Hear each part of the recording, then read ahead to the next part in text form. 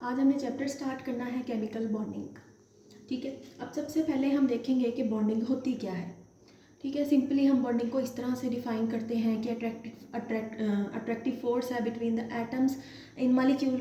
किसी भी मॉलिक्यूल के अंदर मॉलिक्यूल बनता कैसे है, दो या दो से ज़्यादा एटम्स के मिलने से बनता है। ठीक है, अब उस दो या दो से ज़्यादा एटम्स को उस मॉलिक्यूल के अंदर कौन सी ऐसी फोर्स है जो उनको आपस में जोड़े रखती है, बेसिकली उसको हम बोलते हैं बॉन्डिंग। ठीक है ना, attractive force between the atoms in molecule, उसको हम बोलते हैं बॉन्डिंग। ठीक है, अब यहाँ पे हम बात करेंगे कि केमिकल बॉन्डिंग क्या है। ठीक है, एटम्स को आपस में जोड़े रखने के लिए जो फोर्स रिक्वायर होती है उसको हम बोलेंगे केमिकल बॉन्ड। ठीक है, केमिकल बॉन्ड बेसिकली हम उसको यहाँ पे आम तौर पे केमिस्ट्री की लैंग्वेज में बोलते हैं। ठीक है ना, अब हम सबसे पहले ये देखेंगे कि दो या दो से ज़्यादा एटम्स को आपस में होल्ड करने के लिए ये फोर्स, अट्रैक्टिव फोर्स रिक्वायर होती है।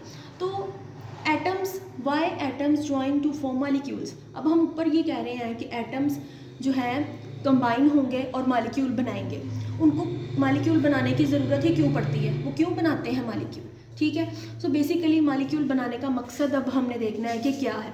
टू गेट स्टेबिलिटी, सिंपल सी बात है कि मॉलिक्यूल्स जो होते हैं वो अपने आप को स्टेबल बनाने के लिए अपने आप, अब बेसिकली एटम्स चाहते हैं कि वो अपने आप को स्टेबल बनाएं और वो स्टेबिलिटी को हासिल करने के लिए वो बेसिकली कन्वर्ट होते हैं मॉलिक्यूल्स में। अब मॉलिक्यूल्स बनते किस तरह से है, दो एटम्स है, ये हाइड्रोजन है, ये दूसरे हाइड्रोजन के साथ कंबाइन हुआ, हमारे पास यहाँ पे बन गया H2।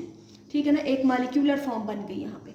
सो मॉलिक्यूल यहाँ पे बन गया, ये हाइड्रोजन की फॉर्म में भी एग्जिस्ट कर सकता है, लेकिन इसने अपने आप को कन्वर्ट कर लिया H2 में, बॉन्ड बन गया H, सिंगल बॉन्ड H।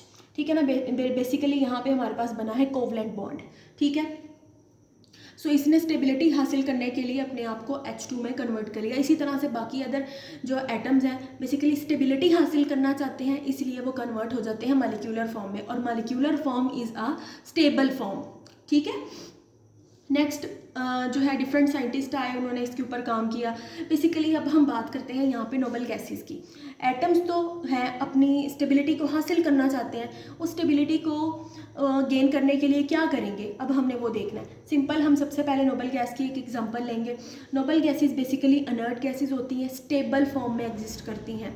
ठीक है ना, the only noble gases exist in stable form. ठीक है ना, इनकी जो इलेक्ट्रॉनिक वैलेंस शेल कन्फिग्रेशन होती है वो होती है NS2 NP6।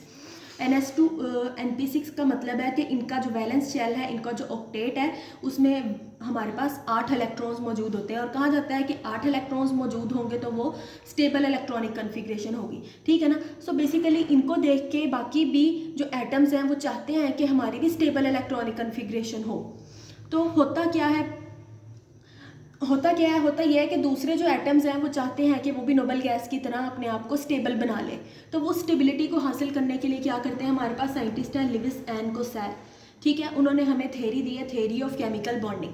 ठीक है ना, उस थ्योरी ऑफ केमिकल बॉन्डिंग के अकॉर्डिंग क्या होगा कि एटम्स जो होंगे इलेक्ट्रॉन को लूज करेंगे, इलेक्ट्रॉन्स को गेन करेंगे, या फिर शेयरिंग ऑफ इलेक्ट्रॉन करेंगे to get the stable electronic configuration, अपने आप को स्टेबल बनाने के लिए। ठीक है ना, बेसिकली केमिकल बॉन्ड बनेगा ही उसी सूरत में जब हमारे पास इलेक्ट्रॉन की शेयरिंग होगी या फिर इलेक्ट्रॉन का गेन और लॉस होगा।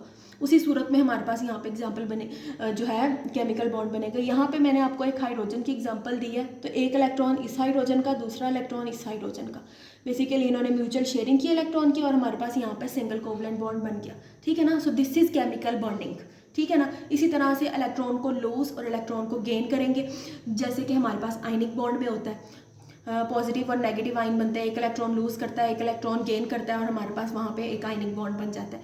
ठीक है ना, तो chemical bond is form by losing, gaining और शेयरिंग ऑफ इलेक्ट्रॉन्स। ठीक है ना, इसी तरह से वो हमारे पास यहाँ पे जो है शेयरिंग करके या गेनिंग करके या लूज करके इलेक्ट्रॉन्स को यहाँ पे केमिकल बॉन्ड बनाएंगे।